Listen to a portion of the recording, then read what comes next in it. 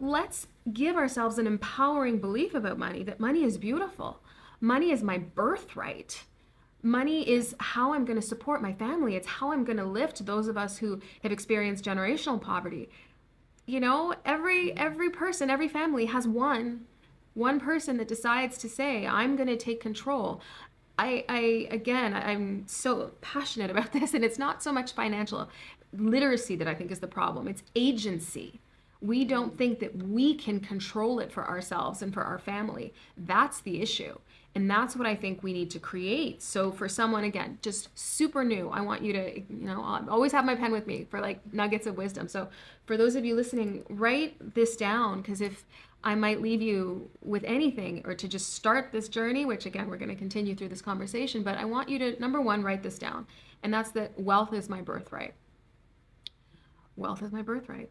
Number two, yeah, right? Like, what kind of life do you think someone who thinks that is going to bring to them, as opposed to someone who's like, it's for them? Right. Money is for them, right? So wealth is my birthright. The second thing I want you to write down is that money is a tool. And again, it's not this force of evil. If you are evil, money will give you the means by which to do more evil. Exactly. It is an amplifier.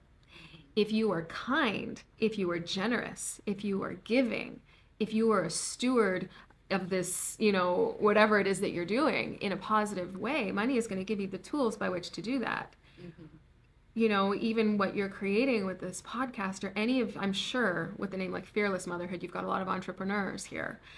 Yeah. I'm sure that an entrepreneur can agree that with more money, they can touch more people. And create change. So remember that money is just a tool. It's neutral. It's neither good or bad. It is a tool. The third is that, and this one gets a little like spiritual, maybe-ish. Again, I'm an analyst. I'm not the woo-woo, but sometimes we got to go there a little bit.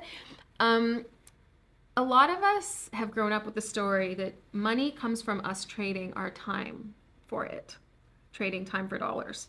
I am here to challenge that. Money is everywhere and can come from anywhere. Okay, so those of us too, who, and again, I know we're all mothers here, but those who especially are single mothers, who maybe are in a custody battle, a child support issue. I spent too many years thinking about what was owed to me. And money was owed to me. My ex refused child support. He said, screw you, you're not going to make me pay. He started making money through corporations and this and that. And I didn't get the child support. But that didn't help me by being angry and thinking that, oh, you owe this to me. I kind of let that go to the side, and I created it. It came to me, but it came to me through other ways.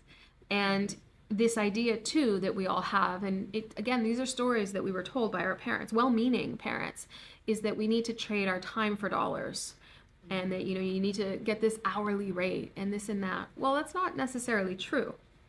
You need to create. We are compensated not for what we do. We're compensated for the value that we bring. Right? Yeah, absolutely. So the more value you can bring to another human being, the more money you will make. Mm-hmm. So that's where you need to focus. Don't think of how can I work another minimum wage paying job. No, these are the wrong questions. The right questions are, like we said earlier, how can I become the woman who commands a $250,000 salary?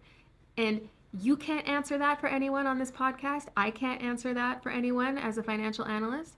Only you in your soul, which is why I said we have to go a little bit into the woo-woo, a little bit into the spiritual, because you can answer that question for yourself. Why were you put here? Why is everything, financially that's going on in your life, why is it happening? And the reason it's happening is because it's training you to become the person you need to become in this next incarnation of your life. Mm-hmm. 2.0. And again, use that to take you into the last thing. Sort of, I have those 4 principles, right? The first one is that wealth is the birthright. Number 2, money is the tool. Number 3, money comes from everything. And that number 4 is that agency piece. I already have everything within me to build as much wealth as I want, to have more than I'll ever need.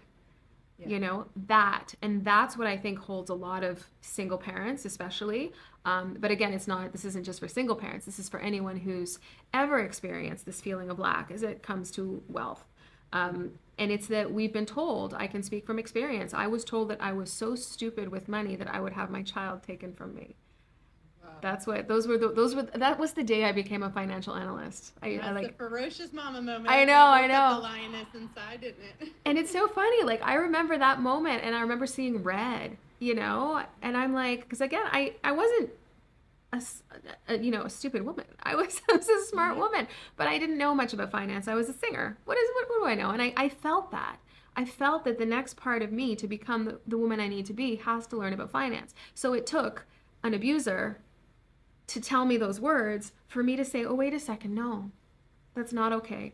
And in fact, my pendulum swung way in the opposite direction. Most people would like they'd read, The Wealthy Barber or something, right? Some book. I went and got a CFA designation.